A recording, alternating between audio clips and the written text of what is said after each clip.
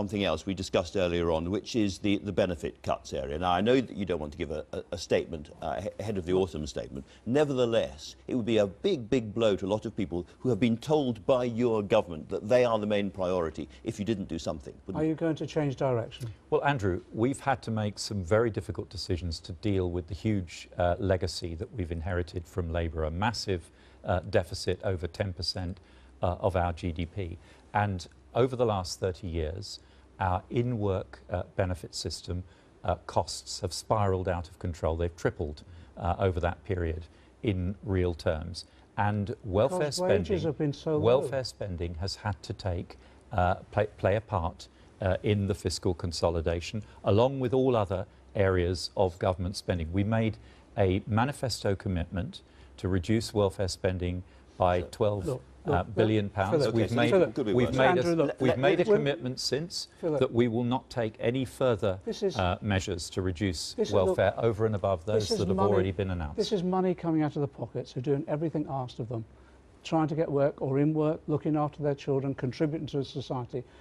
I'll just ask you this question: will you change direction? Because if you reverse the cuts to universal credits in full and the cuts, the £30 a week cut to ESA, employment support lines to disabled people, you'll have my support. John, what I have not heard from you is where you would get the money from to do all these easy options. All these easy options. Well, let me tell you, I'd stop the tax giveaways to, for example, capital gains tax. I'd stop the tax giveaways to corporations. Look, we will tell me now, and we'll support you. We now have the top 10% of taxpayers making a higher contribution to taxation than they did at any time under the last Labour government. The IFS said that top 10%, actually the bottom 10%, have 25 times been hit harder than that top 10%. That's the IFS. I'll tell you what I will not do. Give us the assurance. I'll tell you what I will not do.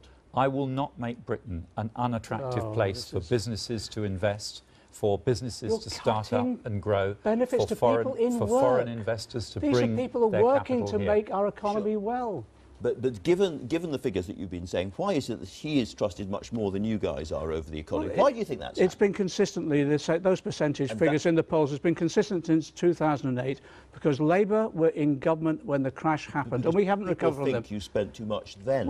We're overcoming that argument, and we will. But look, whatever the discussion is about opinion polls, the actual benefit cuts to people in work and disabled people is more important than party political points. John, we will support you if you reverse it. We've heard all this stuff from Labour before, and we know where this approach gets us. This is not party politics. We can have a bipartisan approach on this. You don't have to harm these people who are working hard to get by. You don't have to harm disabled people in this way. It's easy to sit on the sofa and pretend there are no difficult decisions to be made. I know the difficult decisions, but not on the backs of these people. Each of you to Boris Johnson about the Customs Union comment. A very quick word.